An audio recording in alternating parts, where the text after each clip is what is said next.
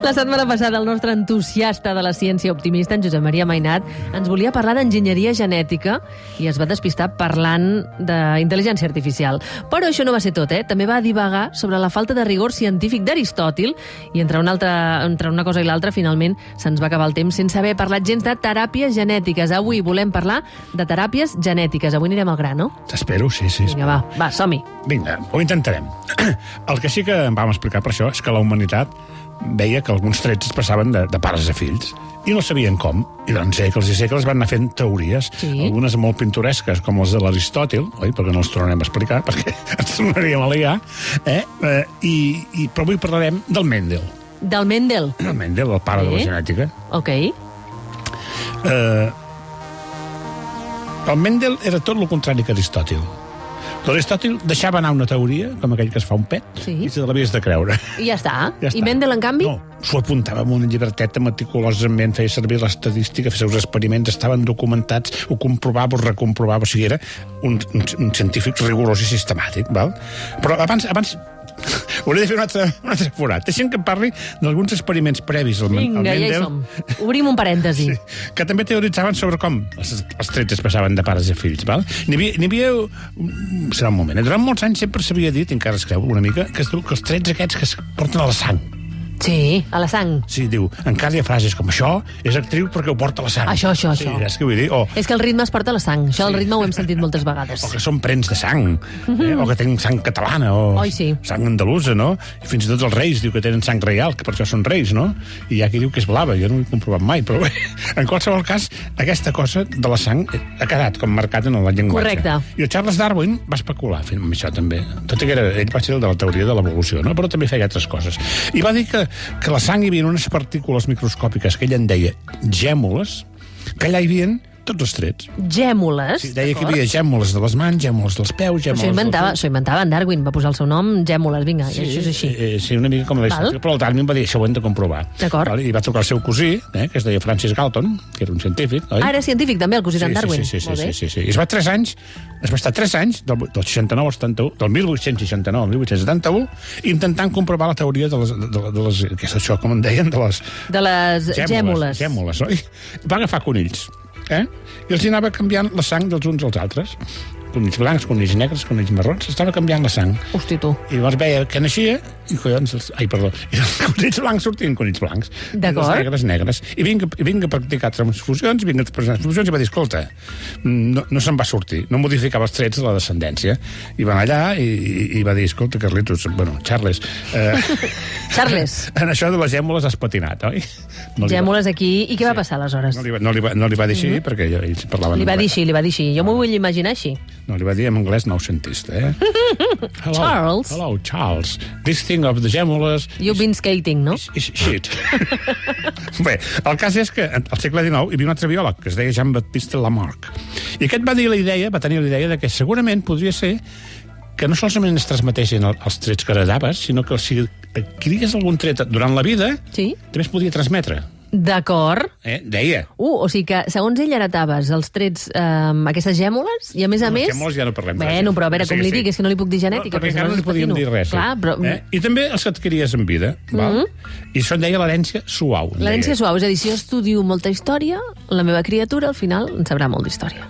Bé, una cosa així. La qüestió és que llavors un altre científic també va demanar ajut per comprovar-ho, no? I van apostar en un que es deia August Weismann. Weismann. Que devia ser alemany. Sí, alemany era, sí. I el Weismann, saps què va fer? Què va fer? Va agafar tot ple de ratolins i els va tallar la cua. Oi! Els tallava la cua i llavors els creuava i quan naixien mirava si tenien cua. I sí, tenien cua. Pobres ratolins. I vinga anar creuant ratolins i vinga a tallar cues. I res de res. Va dir, senyors, va dir el Weismann, els trets adquirits en vida no es transmeten. Això no es transmet. Un munt de generacions de ratolins escuats Pobrets. Ho demostren. Sí, home, els ratolins... La veritat és que la vida del ratolí de laboratori, a vegades... Home, a vegades. És molt dura en general. No, a vegades els alimenten, els fan córrer amunt i avall... Podem cagar-la. Bueno, però després de moltes especulacions i conjectures més o menys pintoresques, oi? Estimats oients, estimada Elisenda, ara sí que arribem a Mendel. Val? El pare de la genètica. Mendel era un monjo austríac. T'has posat molt seriós amb aquesta música. Era un monjo austríac, llavors ara seria de la República Txeca, perquè ha canviat. D'acord? Aleshores austríac, ara República Txeca. Sí, però en qualsevol cas era austríac, vale? Que tenia vocació científica. I es cuidava de l'hortet del seu convent a la ciutat de Brno. Brno. Són 4 consonants i una vocal, Vull dir, Brno. Brno, Aleshores, el frare Wojtyła es va obsessionar amb els pèsols, tu. Després d'anys de fixar-s'hi molt, però molt, va descobrir que els pèsols tenen unes característiques pures. I cada una d'aquestes característiques pures era exclusiva. És a dir, o el pèsol era de color verd, o bé el pèsol era de color groc, o bé la flor era morada, o bé la flor era blanca. I vinga a apuntar-lo a la llibreta. Llavors es va passar una altra tira d'anys seleccionant espècies pures. És a dir, espècies idèntiques als seus progenitors i els seus progenitors i els seus progenitors, de tal manera que només tinguessin les característiques pures, no? I la resta de pèsols que no li interessaven els enviava al cuiner del convent. Pare Mendel, un altre cop, pèsols, calla, que estic investigant, no? Vinga a fer pèsols, no? Els pèsols, sí, tant. Sí. I són molt bons, els pèsols. Sí, com pots imaginar, aquests frares es van fer un tip de menjar pèsols, que són molt bons. Són bons. I tu que ets del Maresme, no? Sí, el Maresme sí, els de Brno, no ho sé. Brno. Bé, la qüestió és que creuant d'una manera sistemàtica, ja ho he dit, aquestes plantes pures, va arribar a una sèrie de conclusions. Quines? A veure. Quan Mendel creuava espècies que només es diferien en el fet que unes tenien els pèsols grocs i l'altre tenien els pèsols verds, el resultat és que tots els descendents de la primera generació tenien els pèsols grocs. D'acord. Ai, caram. Llavors això del caràcter groc em va dir dominant. I del pobre caràcter verd em va dir recessiu. Que seria el que passa amb els ulls, Sí, bueno, suposo que també sí. Sempre que una planta presentava un al·lel on hi havia el caràcter dominant, aquest es menjava el caràcter recessiu. Per això tots els pèsols de primera generació eren grocs. Val? Ara bé, Mendel va intuir que el caràcter recessiu no és que desaparegués, quedava amagat. No es manifestava. Latent, quedava latent allà. I llavors va començar a creuar milers de plantes d'aquesta primera generació. I va veure que sí. A veure, si tu crees una planta groga i una planta verda, tens 4 possibilitats. El groc amb el verd amb el groc amb el groc i el verd amb el verd, no? Doncs els 3 primers sortien grocs, que tenien el groc, que és el dominant. Però el que era verd i verd, sortia verd. Per tant, un de cada 4 era verd. I això és la segona llei, que el 25% de la segona generació tenen el gen recessiu. Que el gen recessiu no desapareix, però en una segona generació apareix amb un 25%. El 25% de la segona generació. Sí. És que ara, fixa't que no havia repassat jo aquesta llei, Mendel. Això vaig estudiar al col·legi, jo també, sí. I clar, coincideix en els casos dels ulls blaus a casa meva. Ah, sí? Sí, perquè els avis, diguéssim, que no ho han transmet directament als fills, però sí que és veritat que els nets hi ha un parell de tots els que som que sí que tenen els ulls blaus. Sí, més o menys, no és que sigui un 25% exacte, però estadísticament si fossin... Per allà, 25-33. Si fossin 100 nets, sí que seria exacte, no? Bé, la qüestió és que, bueno, això són les lleis de Mendel. Va fer més, també va fer una que deia que els caràcters van independents, és a dir, que si tu barreges un pèsol groc amb la tija llarga, amb un pèsol verd amb la tija curta, les combinacions de tiges, les combinacions de pèsols van pel seu costat. Cadascuna segueix les mateixes lleis del dominant i el recessiu, val? M'imagino que Mendel va triomfar de mala manera amb els seus descobriments, no? Doncs mira, l'agenda. No, el nostre bon frare va presentar el resultat... La història ha estat injusta amb els científics. Sí, molt, amb el Mendel, sobretot. Amb Mendel, sí. Va presentar el seu resultat en una conferència davant de la Societat d'Història Natural de Brno. A Catalunya Ràdio em xiven, per cert, que en diem Breno.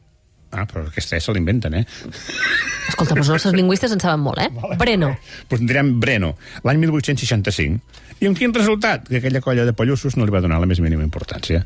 Ho van publicar al diari de la societat, diguéssim, i allà va quedar. Els treballs es deien Versuche with Pflanzen hybriden. D'acord, tradueix-m'ho, perquè si no... Experiments d'hibridació en plantes. Versuche és experiments. Über, sobre. Pflanzen hybriden, hibridació en plantes, òbviament. D'acord. El pare Mendel va tornar al convent i mica en mica va anar deixant els experiments amb els pèsols, i es dedicava a coses I al menys convent terrenals.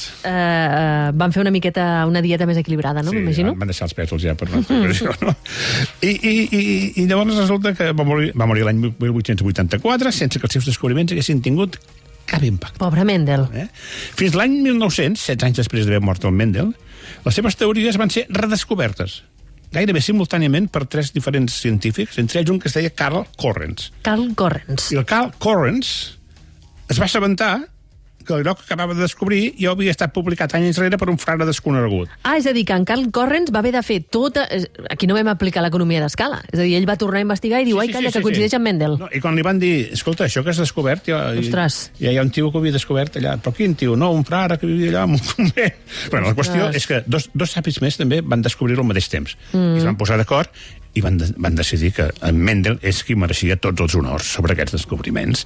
I tots tres es van dedicar a divulgar la seva obra i les seves lleis. I així finalment es va fer justícia al nostre frare i els seus maleïts pesos, a qui a partir de llavors i fins avui s'ha reconegut com l'autèntic pare de la genètica. I d'aquí saltem a la genètica, ja? L'enginyeria genètica, sí.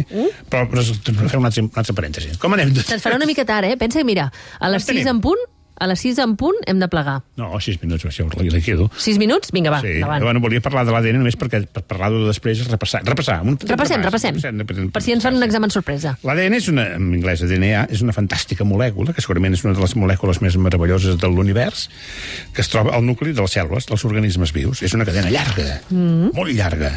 Encara que és molt petita i molt estreta i està feta de molècules, si la desfessin, si la desenrotllessin, fa 2 metres de llargada. 2 metres? Una sola cèl·lula, Conxo. Llavors, si agaféssim una darrere l'altra totes les cadenes d'ADN de totes les cèl·lules del teu cos, recorda que tens 10 bilions de cèl·lules, 10 bilions, oi? La llargada total seria de 20 bilions, o sigui, 20.000 milions de quilòmetres. Quants? 20.000 milions de quilòmetres. Tot l'ADN teu, desenrotllat, 20.000 milions de quilòmetres. Diversos viatges a la Lluna i tornar, No, perdona. Perquè la Lluna està a uns 400.000 quilòmetres. És com anar al Sol i tornar 134 vegades. Mira, veus, ja m'ho has fet tu. Fixa't, jo estava aquí fent a la Lluna. El Sol, diguéssim, la Lluna està aquí al costat, com aquell que diu. No, bé, la qüestió és que, esclar, això ens cap dintre d'una cèl·lula, perquè ens hi capi que s'enrotllen com jo, no? Es van enrotllant, i amb una cosa que es diu cromosomes, amb 23 paquets de cromosomes. Correcte. Vale? I bueno, hi ha una cosa que es diu parell de bases, que també m'hauria de fer una mica de parada ràpida. Ja hi som, parells de bases. A veure, ja en tornem a embalar. Ràpida. La molècula d'ADN està construïda de 4 nucleòtids, de 4 molècules simples, que es coneixen per les seves inicials, A, G, C i T. A, adenina, guanina, citosina i timina. Vale? I a cada una d'aquestes combinacions, AT, TA, CG, GC, se'n diu parell de bases. I ara anem als gens. D'acord, anem als gens. Per fi arribem als gens, Els gens són fragments de l'ADN amb una missió concreta. Un gen està composat de centenars o de milers de parells de bases, veus, per que devia d'explicar els parells de bases, i el conjunt de tots els gens d'un organisme, com es diu? Genoma. D'acord. I quina és aquesta missió? Cada gen conté les instruccions per fabricar un altre tipus de molècula fonamental, una proteïna. Llavors, les 4 aquestes lletres A, C, G i T fan com un codi d'ordinador, com un llibre d'instruccions, i segons com estiguin combinades, la cèl·lula les llegeix i li diuen fes aquesta proteïna, fes en aquesta altra, fes en aquesta altra. Estan llegint unes instruccions. Clar, per això et deia que és una molècula meravellosa, que això que és nascut per evolució és una cosa inimaginable. Ara hem fet un repàs, una mica, per la gent que estigui estudiant. Ara ens importa que en aquest espai de ciència optimista fer una espècie de, no sé, projecció de futur amb els coneixements que anem adquirint sobre els nostres gens. A veure. Clar, ciència optimista vol dir que amb això solucionaran coses nostres. Tant de bo. Vale. No et parlaré del projecte del genoma humà perquè no tenim temps. No, però un dia l'he de parlar perquè és una història molt divertida. Perfecte. Vale? Llavors, el que sí que et puc dir-te és que és un llibre d'instruccions. Sí. Són lletres, no? D'acord. Però pot tenir faltes d'ortografia. Ah! Vale? És a dir, el projecte del genoma humà va aconseguir desxifrar el genoma humà, però llegir-lo no serveix de gaire. Lo vas poder escriure. Val? Aleshores, hi ha malalties, no?, que venen que hi ha faltes d'ortografia. A vegades els gens poden anar horriblement malament. Una sola falta d'ortografia d'una instrucció, una A per una C, un canvi en un sol enllaç, diguéssim, pot produir greus malalties genètiques, com l'hemofília. Una sola lletra. Home, l'hemofília. L'anèmia falciforme, que ara en parlarem, la malaltia de Huntington o la fibrosi quística. I en altres casos, com la síndrome de Down o la síndrome de Turner, l'error és que hi ha tot un cromosoma que falta o que hi és de més. Esclar, aquestes mutacions indiquen que la persona ja té la patologia o que l'agafarà o que té molta propensió a tenir-la. D'acord. Aleshores, puc parlar-te de l'Elisa? O pots parlar-me del que vulguis. Tu em parlaves del futur i et parlaré del present. D'acord. Recentment. L'Elisa, una adolescent de 13 anys, al Regne Unit, té leucèmia falciforme. Això que han dit, una falta d'ortografia. Vale? És una forma de càncer incurable. I ara poso un parèntesis. Fins ara. Epa, com ho han fet, això? Que fa que les cèl·lules T no madurin bé. No ho explicarem com és, però els ho passen molt malament, tenen molts dolors i acaben morint molt aviat. Val?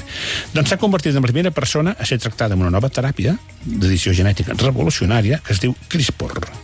Aquí també falta una E, o què? Li dic CRISPR? CRISPR, sí? Perquè aquí diu CRISPR. CRISPR. A veure, com acaba el tema de l'Elisa? CRISPR. El CRISPR és un sistema d'edició de l'ADN que va revolucionar el món científic i l'any 2012 dues científiques, Emmanuel Charpentier i Geneviève Fer d'UNNA, se'l van inventar i li van donar el Premi Nobel de Química pel seu revolucionari descobriment.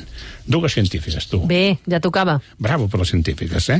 Per explicar-ho ràpid, CRISPR són com unes estisores moleculars que tallen l'ADN amb un punt que li diuen. On hi ha la falta d'ortografia, diguem-ne. I com que el tallen, i afegeixen un tros amb la cosa ben escrita.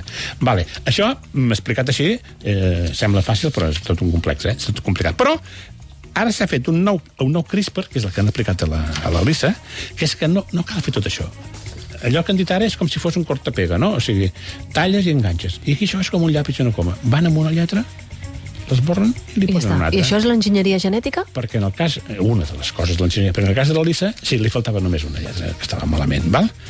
I total que està curada. No dic que estigués curada, però els informes diuen que no té en aquests moments cap cèl·lula cancerígena al cos. Josep Maria, molt bona notícia per la Lisa, però tu has dit, sí, en 7 minuts tindrem prou. Doncs em sembla que no, perquè queden 20 segons i arribarem a les 6 de la tarda. De seguida fem la conclusió final amb en Josep Maria Mainat, però abans deixeu-me només saludar Lil Dam i Jair Domínguez. Bona tarda. Bona tarda. Després del butlletí acabem amb en Josep Maria Mainat i obrim la història de la música. Ara venim, fins ara. Passen 7 minuts de les 6 de la tarda. Estàvem parlant d'enginyeria genètica amb en Josep Maria Mainat, que ha estat incapaç de fer-ho en 20 segons. Incapaç de fer-ho en 20 segons. A veure Josep Maria, posem... Jo faig 8 pàgines, però quan arriben diuen farà 5 minuts menys. Llavors no sé quan... 8 pàgines? Si ets un mentider, si n'hi ha 14. Digue'm el número de pàgina. Jo en faig 8, però aquí et fan la lletra grossa. Sí, clar, és la lletra grossa. Clar, si ho fas Arial 2... Perquè la vegis tu més bé. Digue'm el número de pàgines, a veure. 13 i 2 ratlles. 14. No? Però jo no sé si és perquè ho vegis més bé o no, però fan la lletra molt grossa, tu. Sí, la lletra tan grossa com els auriculars tan forts te'l posen a tu. Va, escolta, com acabem, això? No, acabem que la Lisa es va curar. Es pot dir que es va curar. Ara estarà en tractament i anant comprovant, però en aquests moments no té cap cèl·lula cancerígena d'una malaltia que era incurable. Hi haurà més gent que farà aquest tractament i s'espera que aquest tractament acabi sent una solució per tota la gent que té aquesta malaltia. És a dir, gràcies a què? A l'enginyeria genètica. Veus com dono moltes voltes, però al final... Però al final acabes a lloc? Ja, sí. És a dir, gràcies a aquest inicialment corta-pega, que tu deies en castellà, sí, no? Talla i enganxa, i després la professionalització d'aquest mètode, hi ha molta gent que pot esquivar malalties genètiques gràcies a aquesta, entre cometes, modificació. Sí, modificant els seus gens. I això és una cosa que obre un camp molt gran de modificacions genètiques. I un es pregunta, què passarà quan la gent domini això? Doncs el límit serà el que nosaltres decidim. Per sort, la humanitat ha demostrat des de sempre que encara que s'hagi ligat i hagi estat a punt d'extingir-se, que sembla la bomba atòmica, que no sé què, al final es trobar un punt en què no han fet el que podien, perdó, i no s'han extingit. Bueno. Espera't, que la Covid va estar a punt, Respecte al futur, doncs bé, hi haurà savis malèfics que intentaran coses atrevides, com ressuscitar una espècie extingida com el Jurassic World, o reviure un Neandertal, ara que sabem com és el seu genoma, o el més controvertit de tot, que és clonar un ésser humà.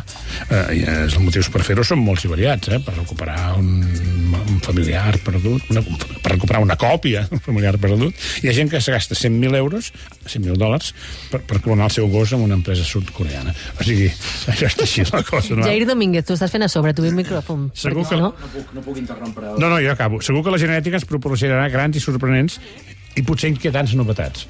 No, és que no vull entrar en un diàleg amb el Josep Maria perquè no... L'únic que heu d'acabar dient, quan dic que la genètica ens portarà inquietants novetats, l'únic que heu de dir és ai, i amb aquí remato el programa. Doncs, ai, així ho acabem, Així ho acabem. Josep Maria Mainat, moltes gràcies, estimat. Sí. Quantes pàgines he de fer? Què? Quantes pàgines he de fer? La meitat. La meitat. Però parla davant del micròfon. A veure, què està passant avui? No sé. Per favor, es posa els cascos a 200 dBs. O sigui, em parla fora de micròfon. Jo he de fer 7 pàgines. 7 pàgines, sí. I llavors quedaré curt i diràs, llarga't. Exacte. Però és que crec que tu i jo, un problema en allargar-nos, no tindrem cap mena de problema. Josep Maria Mainat, ens sentim la setmana vinent. Vinga. Una abraçada. Adéu.